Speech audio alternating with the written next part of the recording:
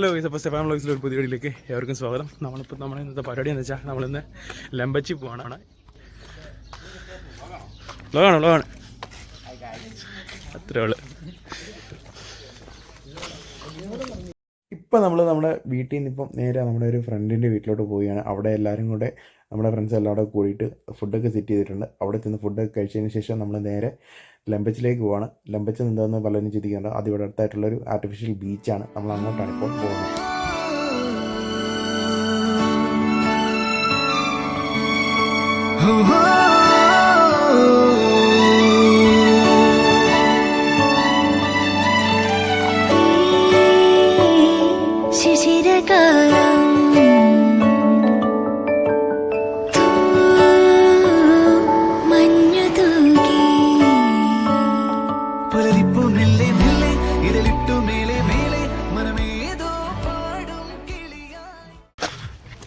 അങ്ങനെ നമ്മൾ ലംബച്ചിലെത്തിയിട്ടുണ്ട് കേട്ടോ. ലംബച്ചെന്ന് പറഞ്ഞാൽ നമ്മുടെ നാട്ടിൽ പറയുവാണെങ്കിൽ കടവിലെത്തി, ലംബച്ചി കടവിലെത്തിയിട്ടുണ്ട് ഗൈസ്. അപ്പോൾ എന്തായാലും സംഭവത്തെ സ്ഥലത്ത് എത്തിയിട്ടുണ്ട്. അതെ അതെ ആൾക്കാരൊക്കെ ഉണ്ട് കേട്ടോ. ഹലോ ഗായ്സ്, ജപ്പാൻ ഇതൊന്നും ഇടൂല. ഹലോ ഗായ്സ്,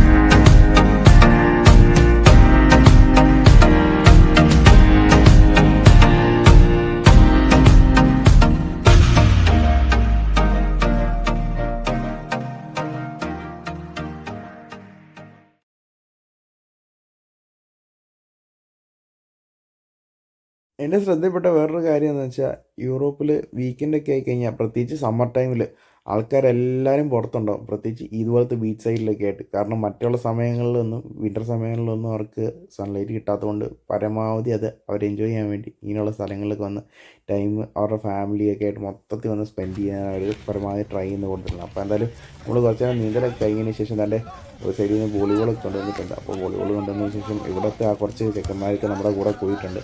അപ്പോൾ നമ്മളെല്ലാവരും കൂടെ വോളിബോൾ കളിക്കാൻ പോവുകയാണത്.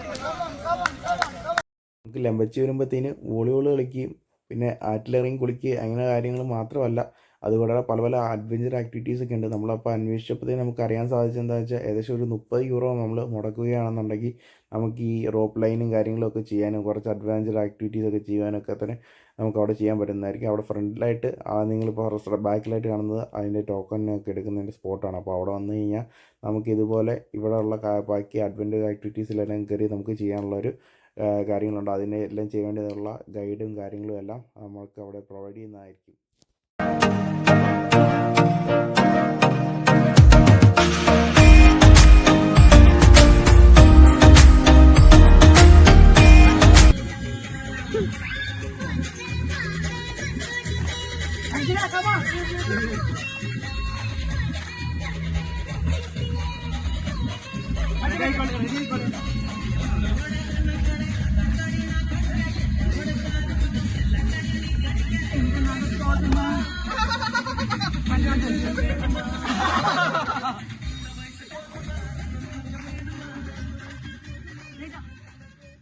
അങ്ങനെ പാട്ടും ആഘോഷവും പരിപാടിയും ഡാൻസും ഒക്കെ കഴിഞ്ഞതിന് ശേഷം നമ്മൾ തിരിച്ച് വീട്ടിലിട്ടിട്ടുണ്ട്. അതൊക്കെയുള്ളായിരുന്നു നമ്മുടെ ഇന്നത്തെ ദിവസം. അടിപൊളിയായിട്ടുള്ള ദിവസമായിരുന്നു. അപ്പോൾ ഒരു പുതിയ വീഡിയോ ആയിട്ട് വരുന്നതിനേക്കും സൈനിങ് ഔട്ട്.